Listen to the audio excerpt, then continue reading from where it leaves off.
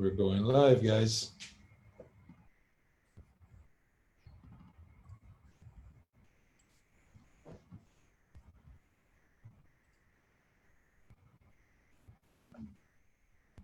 So you can share right now, watch parties.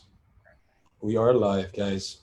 Amazing. Super excited to be here again with you. It says, oh, where can I? There we go. Sharing it now. Same here. All right. Okay. So good morning. How are you guys doing today? I did a core yoga workout this morning, but I feel okay. I feel okay. I Yeah. thought I'd be more energetic. That's why I was like hesitant about answering because usually when I have a morning weight workout, I tend to feel more energetic, but today is just a mellow day, I guess. Oh, those are okay too. I woke up at around 3:30 and couldn't get back to sleep. I just came to my office. I did a little bit of writing. It's been giving me kind of it's a way for me to deal with anxiety sometimes. It's a way for me to deal with some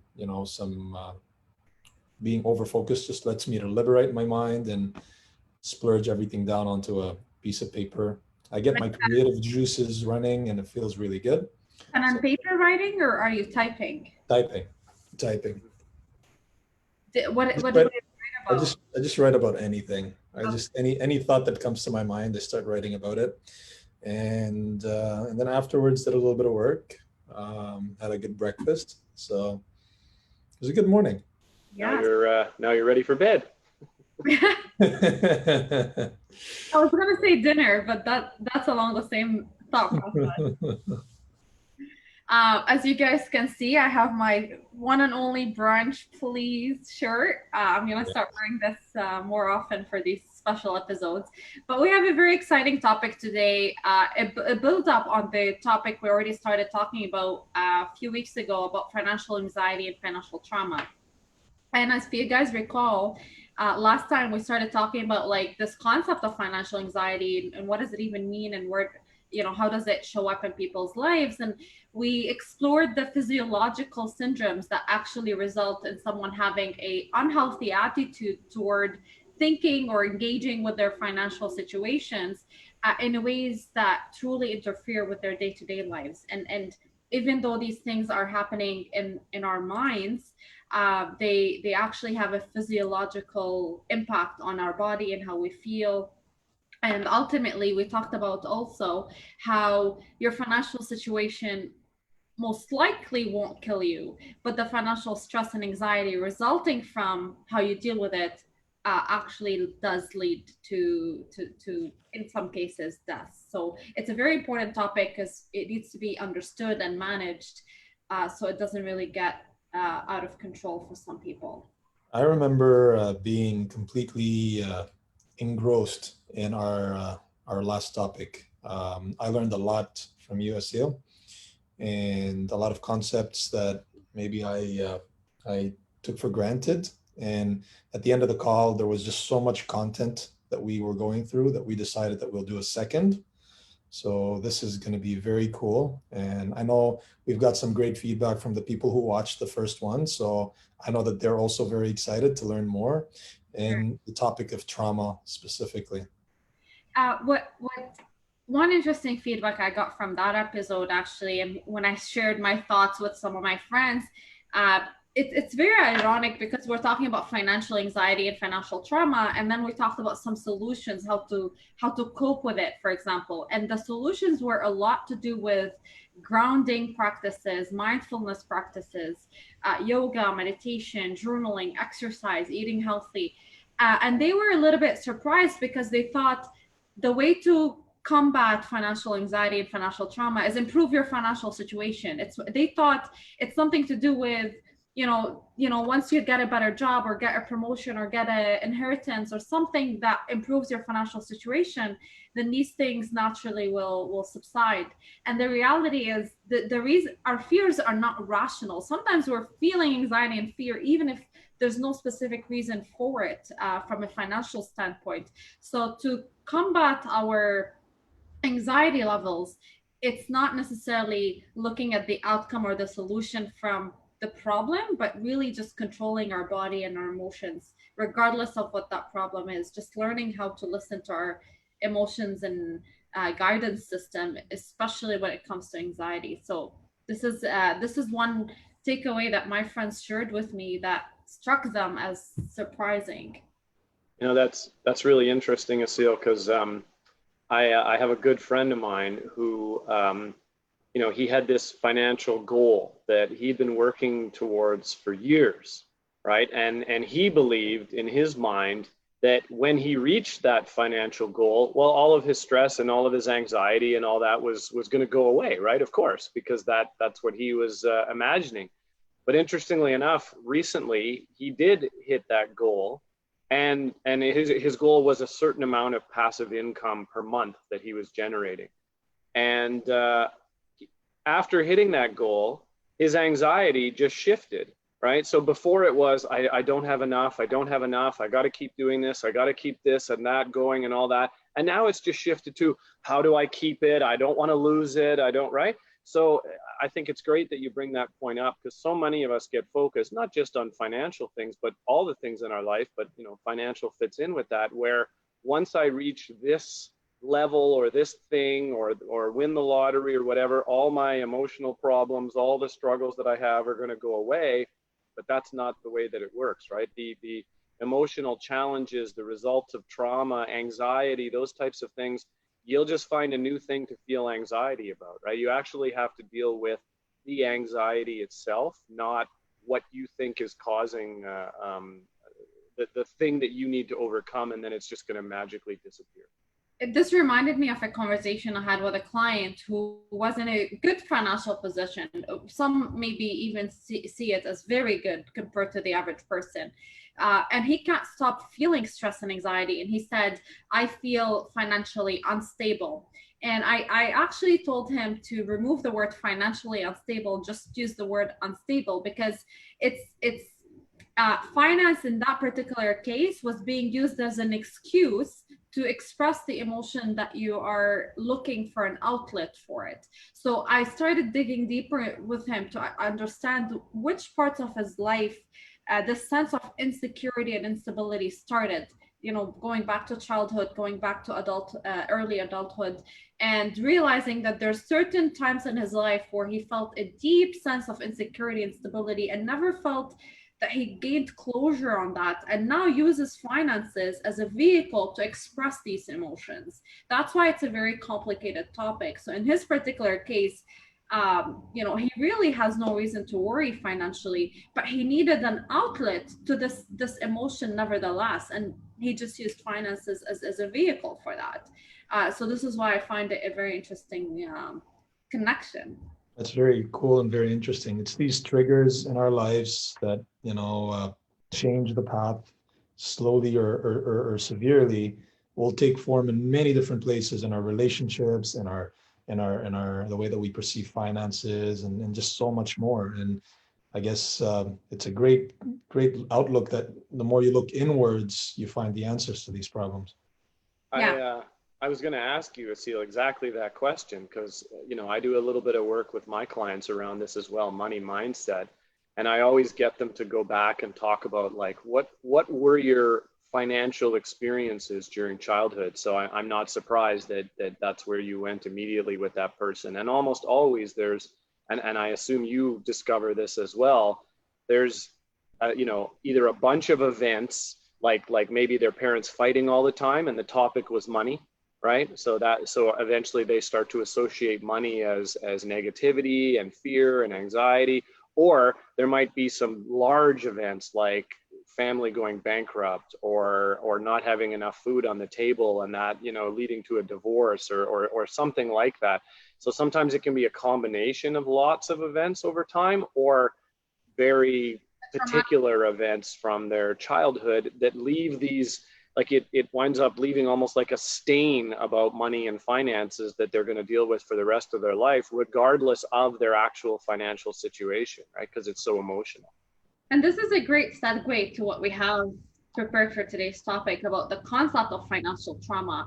And it's interesting because the first time I heard this word, I often thought about the word trauma in a different context. And most people do. We reserve it to extremely dramatic and drastic events in life. And we often use it for certain things, like, for example, sexual trauma or abuse, or, like certain things that we feel that that would be a traumatic event.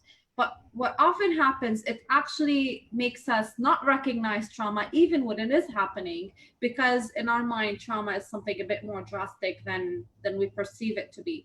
But what we're experiencing right now with COVID is a collective trauma, and it impacts people differently depending on the repercussions of COVID in their own lives. So for people who lost their jobs or experienced, you know, their lives upside down. Some industries are more impacted than others at the end of the day. And that's why we say we are in the same storm, not in the same boat, because originally some people were just feeling unseen and unheard when people started throwing this out as a form of connection, like, we're in the same boat, we're in the same boat. And reality is, no, we're not in the same boat. People are experiencing different things, and we need to acknowledge that and give them space to explore what is going on in their own situation. But let me just give you an overview of what financial trauma is, and I'm interested in hearing your own experiences of it and your own thoughts about it. So there's this particular person called Galen Backwalter, and he was actually an expert in financial trauma, and he characterized it as the dysfunctional reaction to chronic financial stress. So financial anxiety could be something you experience like in a temporary phase, but trauma becomes something you're dealing with chronically. It just lingers in your life, and the impacts of it are actually similar to people experiencing post-traumatic stress disorders. Like, if a veteran who served in war experiences very similar symptoms as somebody who's going through financial trauma, because it literally interferes with your ability to carry out normal work and home life functions, and it manifests its impact and its effects manifest themselves in many different areas in your life. So this is why this is a very important topic to talk about, especially in the time that we're seeing right now in society, because COVID would bring out a lot of trauma in people, and financially speaking, it may hinder how they function on a day-to-day level. So I'm interested in hearing your thoughts and your experiences with this particular concept personally, or with clients you've worked with, or whatever comes to mind.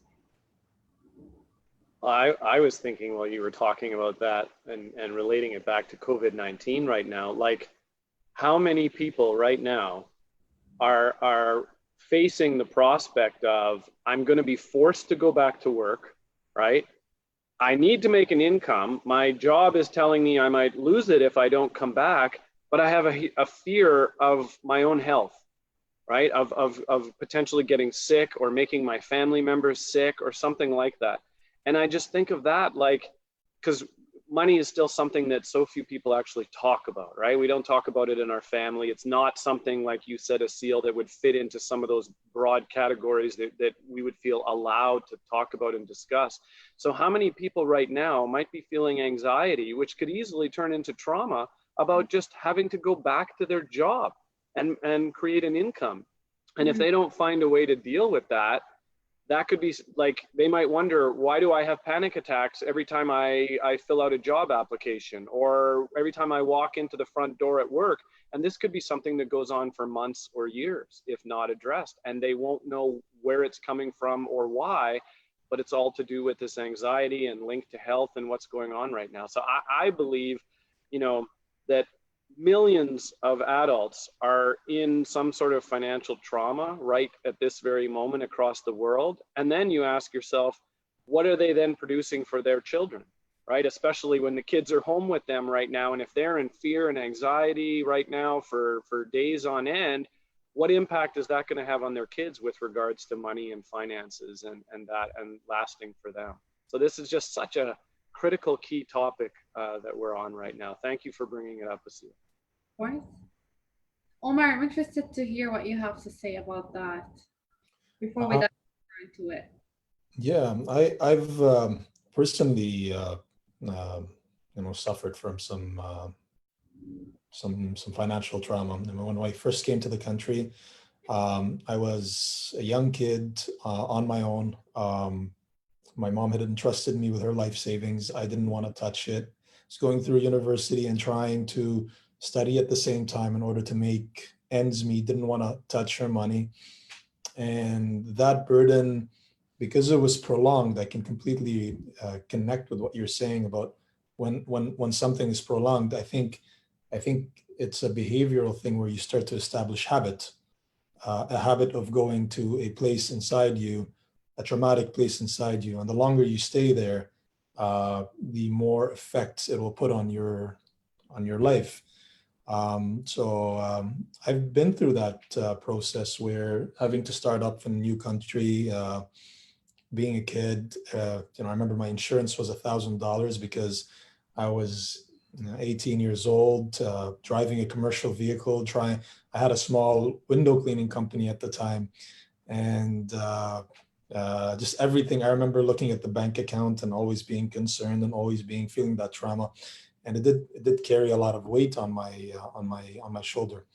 I think looking back and going through that experience, the way that I was able to get through it was through taking action and constantly improving. But I'm very curious to hear how do people who are feeling that trauma, either due to COVID-19, with those habits that have been established over the last almost 60 days now, how do you suggest that they should be, where should their focus be, and how should they be dealing with this?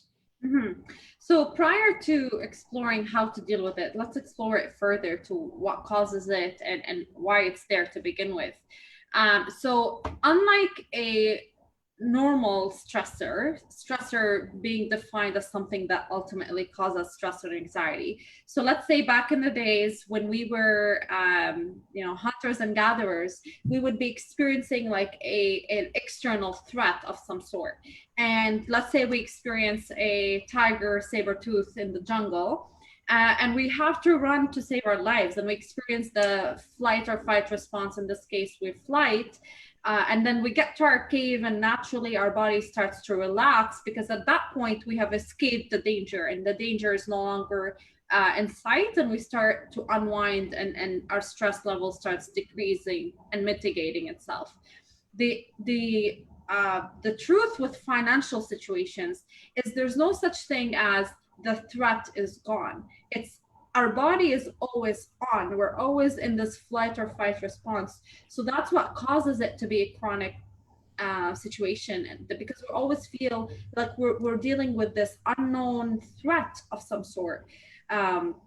So financial trauma, there's no downtime. Our stress system is simply locked on overdrive, and that's one of the reasons why we experience financial trauma in a way. Does this ring true to you or to your clients, Brian? Do you experience that in cases that you work with when you're coaching clients? Oh, yeah, absolutely. And again, I just find this topic so interesting because almost everybody that I talk to about this type of thing, they probably have some other kind of health issue, right? So maybe they're not sleeping very well. Maybe, and waking up exhausted, even if they're sleeping 8-9 hours. Maybe they're suffering from adrenal fatigue, or maybe they're having, constantly getting colds or stomach issues or something like that. And then we start to dig into it a little bit. And oftentimes we find out that it's because there is this chronic stress that's going on that you're talking about. Because when the body is in fight or flight mode consistently like that, it can't be healthy. It can't stay in a state of health. Other things are going to be breaking down, right? It's like if your house was constantly in a windstorm 52 weeks of the year, eventually the house is going to start to break down and come apart. And that's what starts happening to people. So it's just so interesting to me when we start to see how these things are connected. And I love that description that you gave, Asil, about like this chronic stress. And it's true, when you're in financial stress, it never really goes away. And that's another thing that I find in one way, it's hard for people to really address it because there's other things that feel more priority based, but they've constantly got this little voice or this anxiety or this fear in the back of their mind, almost like the back burner of the stove is constantly on with this financial stress. And you know, the people who typically come to me and want to work with me are the ones that are ready to do something about that. They've had enough of that, and they're starting to get to that point of like, I don't want to feel like this anymore. I want to take control of my finances. I want to feel like I'm on top of it. I'm tired of feeling nervous and worried about the future all the time, right? And you know, I talk about the fact that really what I'm coaching people about is freedom. Financial freedom is the first one that I start to deal with people because of, you know, how obvious it is. But then we start to get into what does emotional freedom look like when you don't have these stresses anymore? And then how can that start to be for physical freedom of like, I wake up in the morning and I feel like $1 million now. I'm sleeping better. I want to go and exercise. My relationships are better, like Omar mentioned, right? And these things are also connected. But people we don't talk about it like that finances is going to be connected to your health and et cetera, right? So that's what I wind up talking with a lot of clients about and connecting the dots and then bringing it back to, okay, now what can we do around the money side of things to start to alleviate this? I love how you said the concept of emotional freedom. That's really key because ultimately that's ultimately what we are seeking in life. Just having that sense of, you know, blissful existence rather than always chasing after something. Yep. Omar, I want to hear about like when you get people coming to you with regards to, you know, houses and property and real estate, what kind of stress levels are they typically in, and how do you help them? I find when somebody is going through either financial anxiety or fatigue or trauma, when they're looking to buy a property, there's a lot of that. A lot of these emotions get stirred up, especially if it's a first-time buyer, somebody who's not done it before. And I find it's very common to see people go into freeze mode, where they just stop. And in our team, you know, that human touch, that compassion, that human touch, that feeling for people, putting yourself in their place, has been a big key in creating a good tribe of people that have been very loyal to us. Because people, when they hit freeze, we then, you know, come in and we try to really understand where the source of the problem is. We have discussions within the team to try to see how we can, which person is going to be the right person to deal with it. And you know, it comes from a place of understanding. We have to understand why they're in that place, and then we can slowly move them past that problem. But I notice a lot of the times with our clients, they go into freeze, sometimes even flight, where they just postpone the entire idea because they're nervous about something. So, you know, being a real estate agent is a lot more than just going and finding properties or selling properties. There's a lot more that goes into it. We handhold our clients through the whole process. We make sure that we can clearly explain what's coming up next so that they can anticipate the path ahead and they don't feel nervous about it. Yeah, that's those are, you know, big lessons that I learned early in the business, that you can't every person is very different, and you need to understand where the source of the problem is. That's interesting you bring up the freeze, because I know I've heard in some of these science shows now, like for however many years it was fight or flight. Those were supposedly our two options, but actually now there's this third option that's been added by science, which is freeze. You know, those are the three sort of things that our brain goes into. And yeah, the paralysis one, the freeze one, is just as powerful as the other ones. Hopefully, you said people are flight and freeze. Hopefully nobody's trying to fight you in the middle of a real estate transaction. Oh, we get some of that. We get some of that too.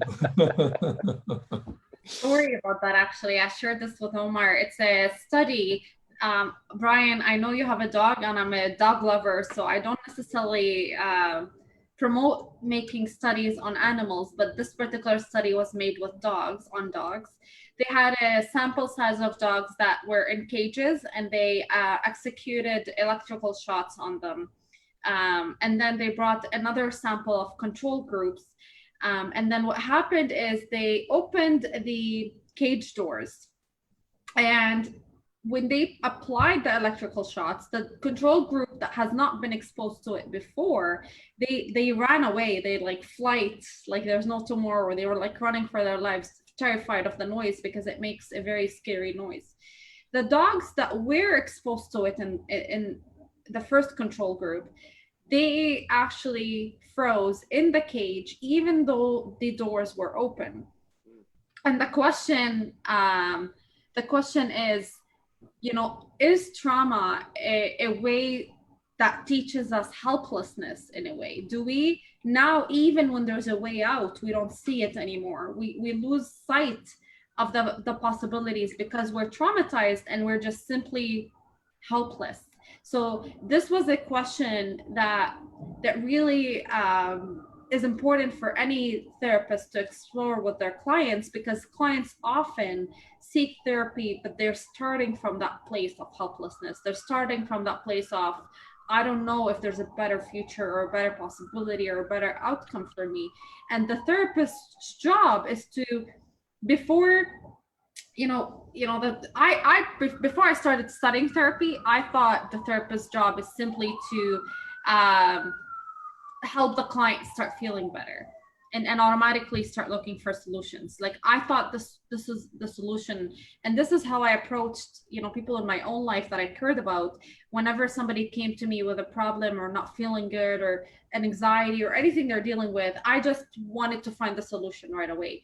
But if there's one thing therapy is humbling me with learning, it's really meeting people where they're at and supporting them to understand where they're at, and actually not rushing to the solution. We need to be comfortable feeling whatever our bodies are feeling so that we can bring awareness to it, and then we can find solutions to move forward in ways that are sustainable and true to ourselves, versus just dismissing where we're at as a way to avoid the pain to start with.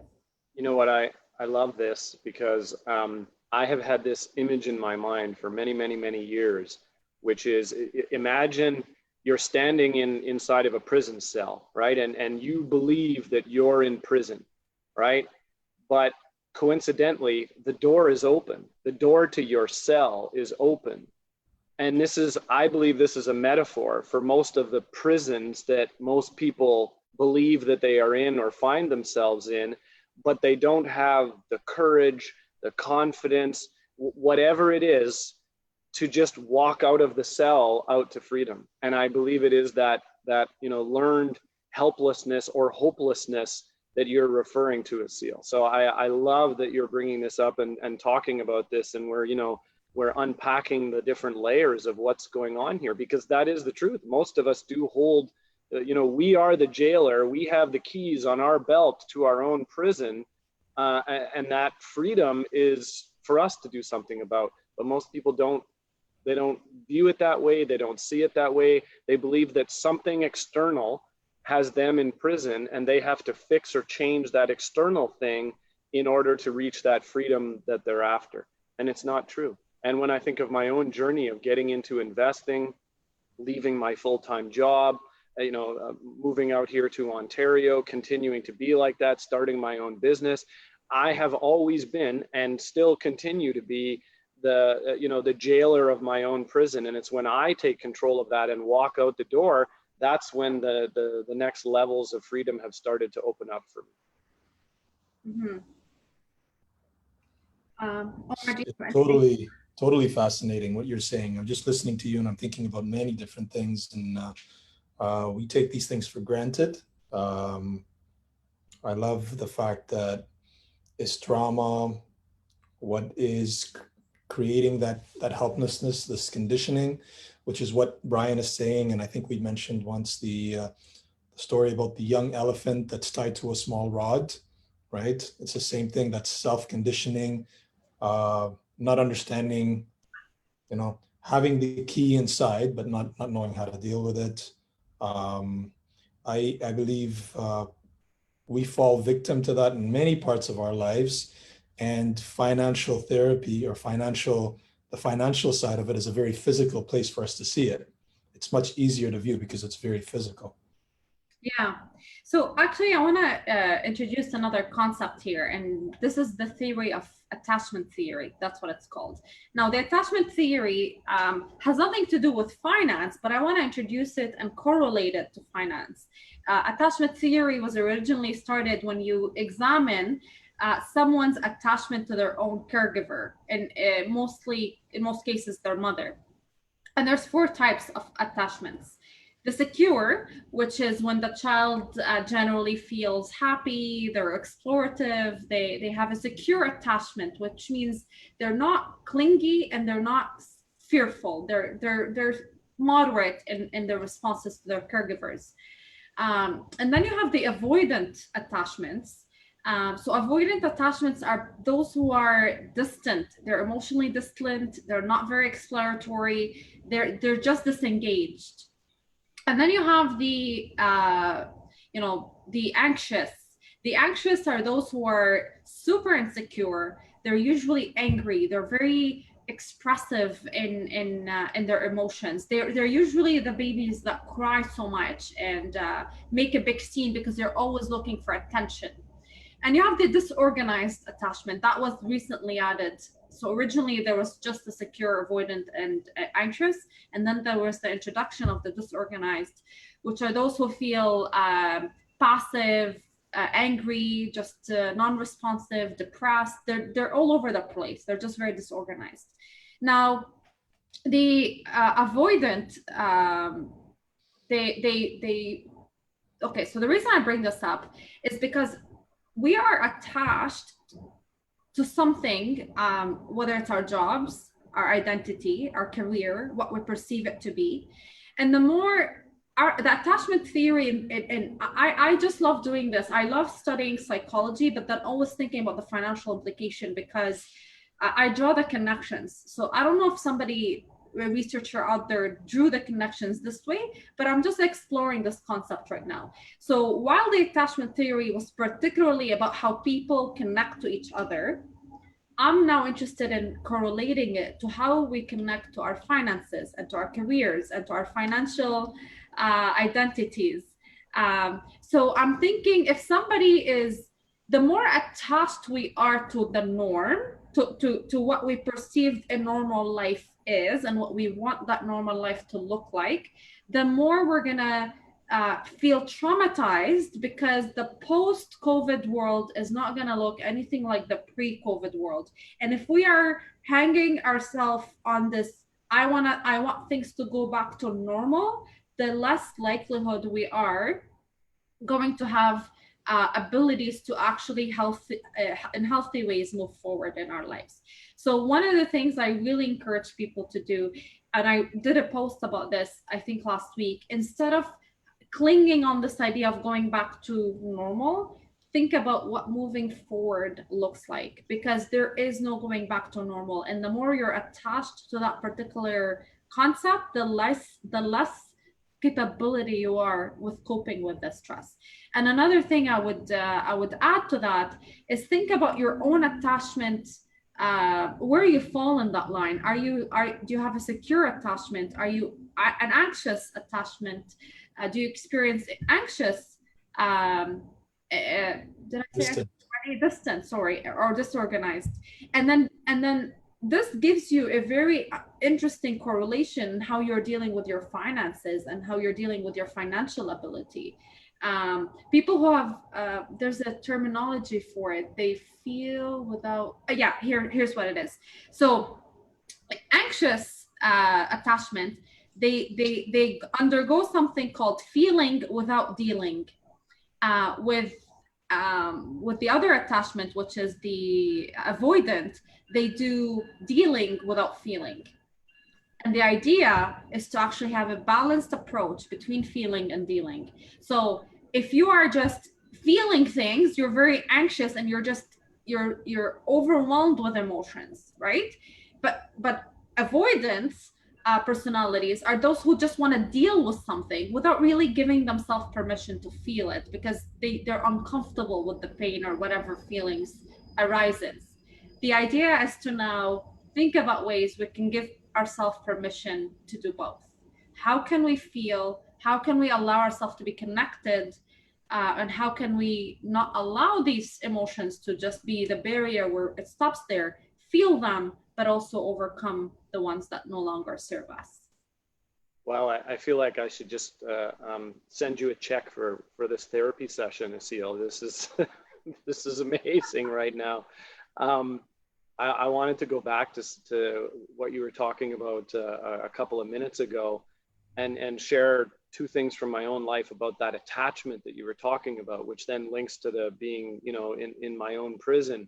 So I remember, when I worked in the corporate world 17, 18 years ago, and I just didn't like it. It wasn't for me. I was miserable, right? I didn't enjoy the job. I was getting up and it felt like a prison to me. Okay. So then I got presented, it turned out the guy I was sitting beside was investing in real estate, and I suddenly got presented with a new alternative, right? But there was two attachments that I had that kept me trapped or paralyzed, if you will. And it took me months to get to a place of being able to actually take action about this. And the first one was I was attached to this sense of security, right? Getting this paycheck every 2 weeks and knowing that it's there. And even if I had a bad week and came into work and did practically nothing, I still got paid, right? There was this sense of security that was going on that I was attached to.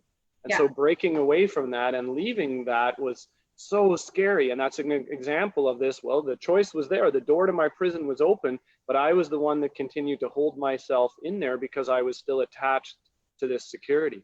And then the other thing, and I get this from a lot of clients, is they're attached to a particular lifestyle, right? They're attached to, oh, well, the money that, I hear this all the time. Well, there's never enough. I can't save any extra money for investing. And then when we dig into stuff, it's almost always not true, right? There's things in their life that they are currently, I always say everybody's investing in something. Some people are investing in their wardrobe. Some people are investing in their car. Some people are investing in their basement. Some people are investing in some sort of stamp collection, whatever. People are always investing in something. There's money that is going to this, and people get attached to this lifestyle. And that then, I don't have any money left over. No, it's not true. There's probably some changes you could make. And I had to make those in my life. When I remember making the switch when I was going to start buying rental properties, and I would actually move into them and live there, and with a suite in the basement. And the idea of moving and switching homes and changing what I was doing in my life in order to save some money to come up with the deposit, I was like, ugh. And my partner would say to me, what if I said to you I'd pay you $50,000 to move? Would you move then? Yeah, well, look at it like that. Right? By buying that rental property and going through the moving process, I was going to make $30,000, $40,000, $50,000, whatever, over the next few years. So I had to wrap my mindset around that and let go of that attachment of, I have this particular lifestyle and moving sucks, in order to really make my dreams come true and move forward towards that freedom that I ultimately wanted. Because I was living in that reality of not enjoying my job, not enjoying my life, feeling like I was trapped in a prison. So I totally got so much out of what you shared around that attachment right there. I feel like we experience this as well on a day-to-day basis with our clients as well. We teach people the mindset of purchasing. What kind of mindset do you have to have when you're going to buy your own home? And a lot of the people think that there's one property for them. There's this dream property is only one. Like a soulmate. Like a soulmate, right?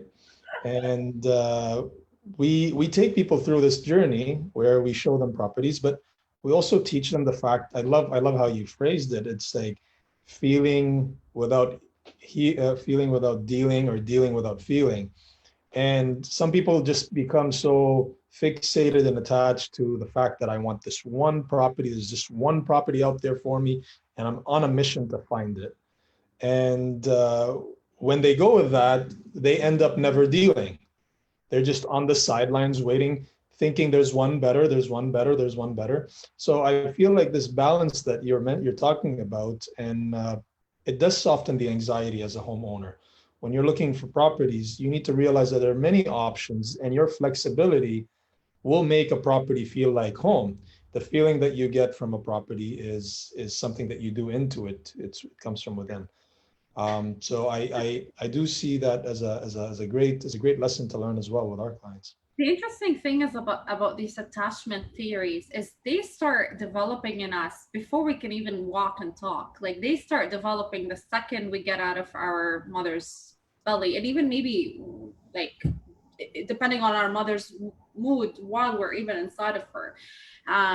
So that's the very interesting thing, and that's why sometimes people don't necessarily, we can't rely on memory and what happened in someone's childhood, because a lot of these things are not something that you would even remember. So one thing that came to my mind actually that I started reflecting on, there were times in my life where I had a bit more on anxious attachment, where I would be a little bit more clingy and a little bit more on the emotional side of things. And I recently, and by recently, literally like this morning, I was reflecting on this, on how could have my mom been dealing with me when I was an infant, when I was just born. And sadly, my mom lost her father when I was 1 month old. So I was only a month old, and my mom was a grieving mom who lost her father, which in her life was a very traumatic experience. And I'm the firstborn, so she, not only am I a new experience, and she's probably dealing with a lot of learning curves and trying to nurture me, but now she's no longer she was no longer emotionally available. She's now a grieving parent who probably took, you know, and I know that my grandpa's death was traumatic to the whole family because it was very, very, very sudden. And I know how much attached my mom was to her dad. So bringing this insight, just, you know, I can't help but sort of reflect on how could have been my attachment theory, because at that time I'm longing for, we're all born longing for connection, right? And if I'm longing for that connection and my mom was in terrorized grieving stage, it probably made sense that I created this anxiety, like I'm looking for support and I can't find it from my own caregiver, to no fault of her own, obviously. But that's the interesting thing, is sometimes a lot of these things that impact us today are actually things that, like, we have been impacted in before we could even walk and talk. And sometimes we just need to bring things to light and continue working on ourselves with compassion and self-care, which brings me to the next topic of, okay, now we know briefly what financial trauma is. We know what causes it. We know how it can show up in people's lives. What can we do about it? And the reality is similar to what we explored in the financial anxiety episode.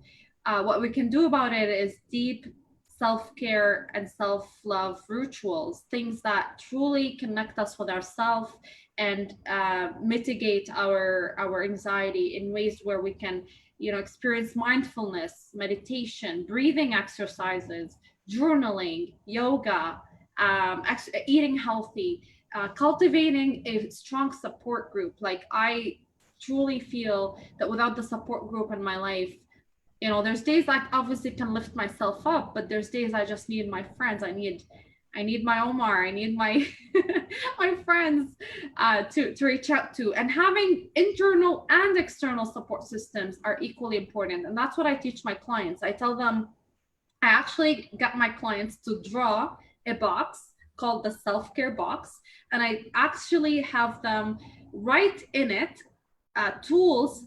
I tell them it's your self-care toolbox. That's what I call it.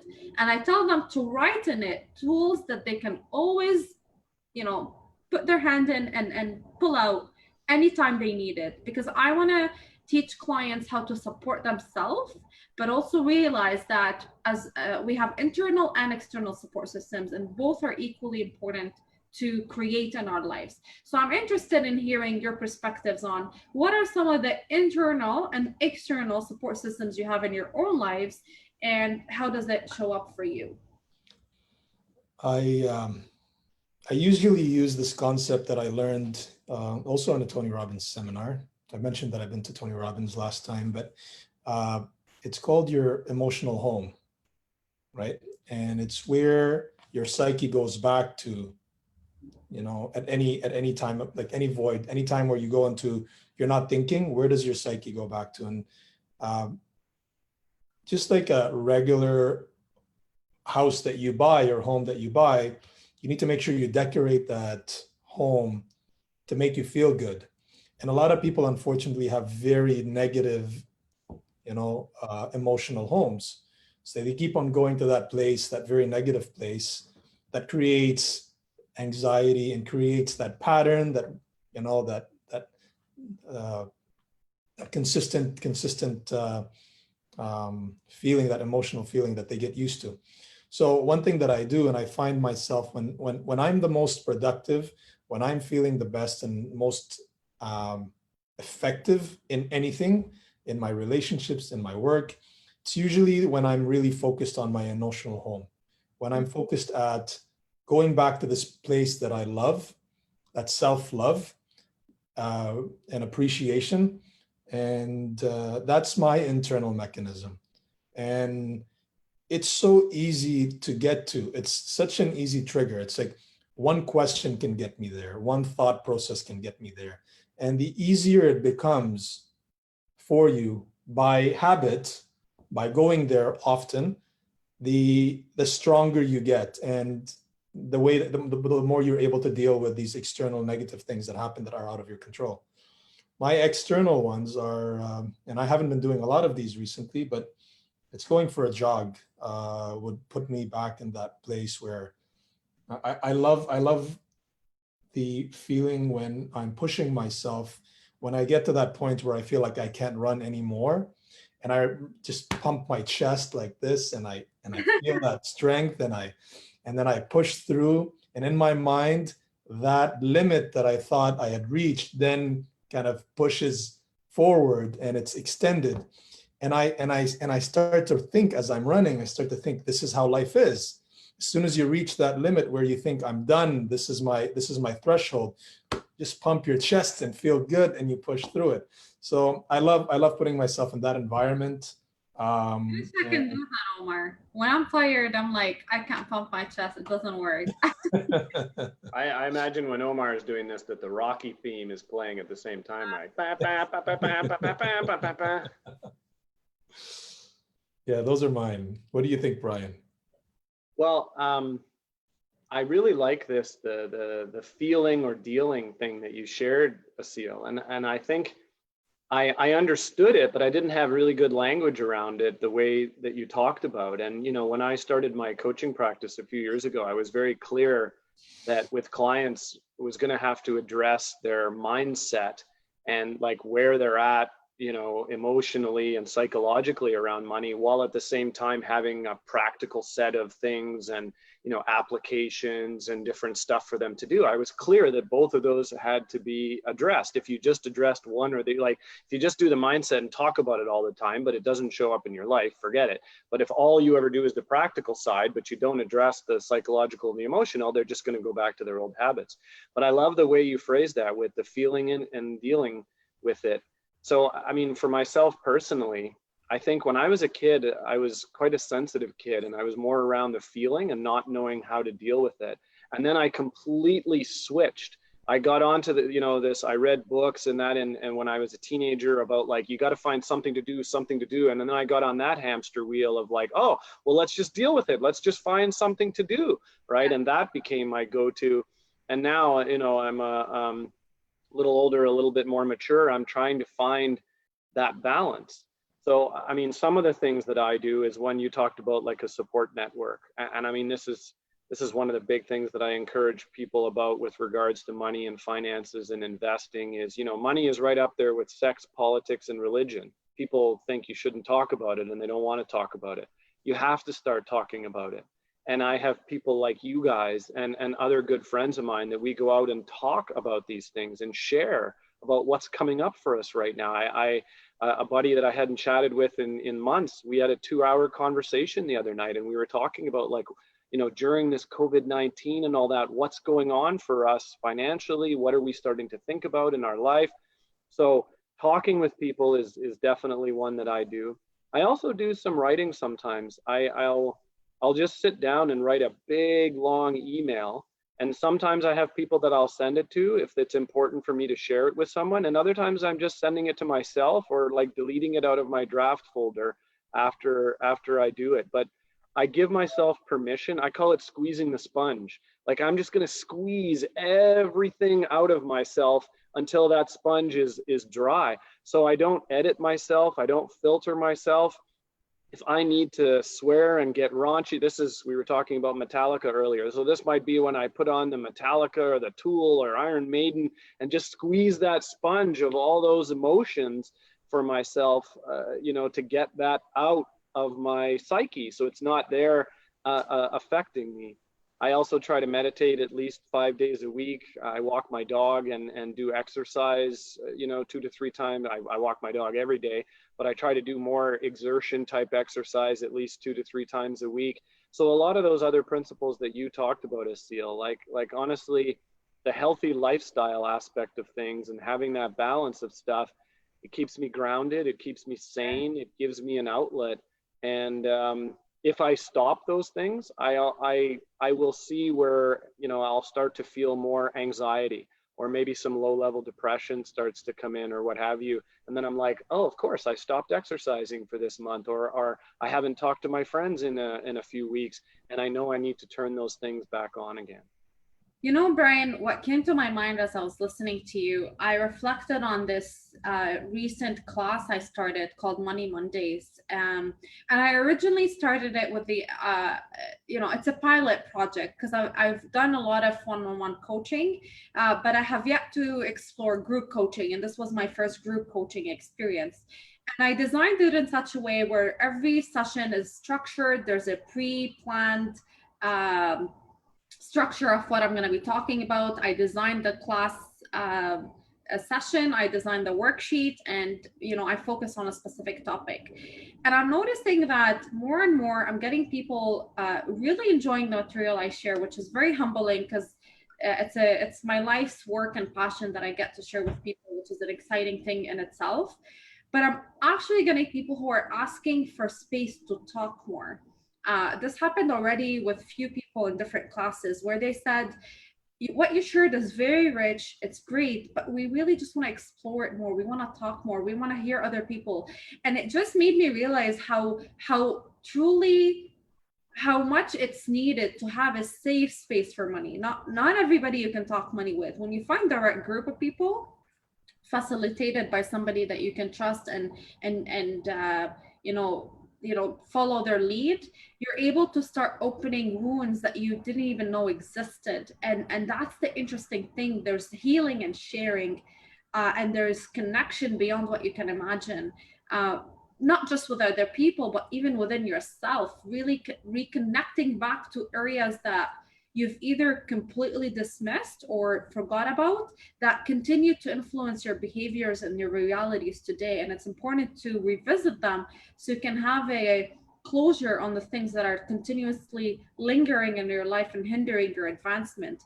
So I am very humbled by that experience. I feel like I discovered something not just enriching to my soul and fulfilling to my purpose, but so much needed, which even gives me more drive to continuously create it and expand it. And now I'm looking into possibilities of, would it be like a membership program that I create, or a recurring monthly meeting or something like that, where I simply gather a group of people for the sole purpose of talking about money. I personally have taken a sales class, and I'm still in the process of taking it. It's still through the curriculum. I can vouch for what she's saying personally.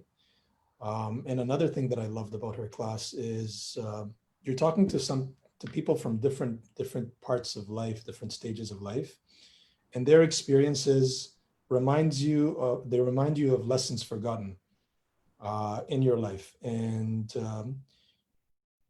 you get deeper, you get a better understanding, and you understand concepts that you can't. I mean, I remember the last class we were talking about. What was it called? The internal boarding house. No, the Personalities. subpersonalities, and I felt like I felt like I was in a new world where I didn't understand any of these concepts, and just understanding them, the realizations that I had from the discussions were phenomenal. So I highly recommend you guys follow Asil and find out when the next class is, and make sure you register for it because it's definitely a game changer. Thank you, Omar. I truly feel grateful for that testimonial. It means a lot coming from you. I think it's beautiful that you are creating that kind of an environment, Asil, and recognizing that, listening to the feedback that you're getting and then trying to create that safe space. Because I've heard that for years that I've been doing this, and it never ceases to amaze me where I'll get on a call with somebody who doesn't really even know me, right? Maybe they've been referred to me or something like that, and they just start revealing things, and they'll often say, I've never told anybody this before. I've never even talked about it. I didn't even realize that this was an issue for me. But people are like so desperate to talk about these things and share about these things and address this stuff, and they're looking for that safe space, and they don't feel it going to their bank or speaking to their financial advisor, or and I mean, even you, Omar, with what I understand about your brokerage and helping people, a lot of people just feel like realtors are out there to sell them something and don't really have their best interest in mind. And that's one of the big things that I hear over and over and over again, is just a safe space to talk about this, where I don't feel like it's going to be used against me, or somebody is going to try to sell me something, or that kind of thing. So I think that's beautiful and amazing that you're creating that space for people, because there needs to be a safe space for people to talk about money and finances, and that without feeling like, oh, this is going to come back and bite me later on, or it's going to be used against me to try to sell me some product or put me into a mutual fund or something like that, right? And that's I'm one client I had, she called me her money husband. She was a single mom, and she's like, I have nobody to go and talk to about money, and I don't feel safe in all these other environments, but I can come to you. And I mean, she's paying me for coaching, so it's not like I'm trying to upsell her into something else, right? And that's why I like that model versus the way financial advisors work. So she could feel safe and free to talk about these different things and know that I was literally talking to her with her best interests in mind. And I have no doubt that that's the same kind of environment, and what you're doing, Asil, is legitimately trying to help people through these blockages and through these challenges, so they can start to experience new levels of freedom and create the life that they've always dreamed of and deserve, right? Thank you for that acknowledgement, Brian. It just reminded me of there's a episode that we do. It's called Above and Beyond, and we just highlight how when our clients go above and beyond, it makes us want to go more above and beyond. And you can only create that when you have a safe space. When you want to have that collaboration between the two, that can only be done when there's a safe space, when there's no walls up and people are hiding certain information from you, when you treat the environment as a Sacred. yeah. And I know that you also preach the same you're the same way, Brian. You've from every conversation that we've had, you've always inspired me to look at things in a different way from that perspective. So also a pleasure, and people should definitely take advantage of your services and what you offer people. Well, thanks, Omar. I really appreciate this, and that's what I love about what we're doing on these brunch with purposes, right? Is creating this safe space, having these conversations, asking each other questions about things that I don't know anywhere else where this is going on, where people are just getting together and talking about money stuff and stress. Yes, there's lots of things out there about the practical side, right? How to apply for the government programs, how to budget, how to balance. But where else can you go and just talk about the psychological, the emotional, the how does this affect me and my freedom and the prison that I feel myself in, or my attachments? I don't know where else this exists. So I feel so blessed to be a part of this with you guys. Same here. Well, thank you for joining us, whoever joined on Facebook. live in this very rich topic, because Brian, Omar, and I can talk for hours, but we get to share one of these hours with you. So it's a pleasure always, and I feel deeply blessed. And have a great day, everybody.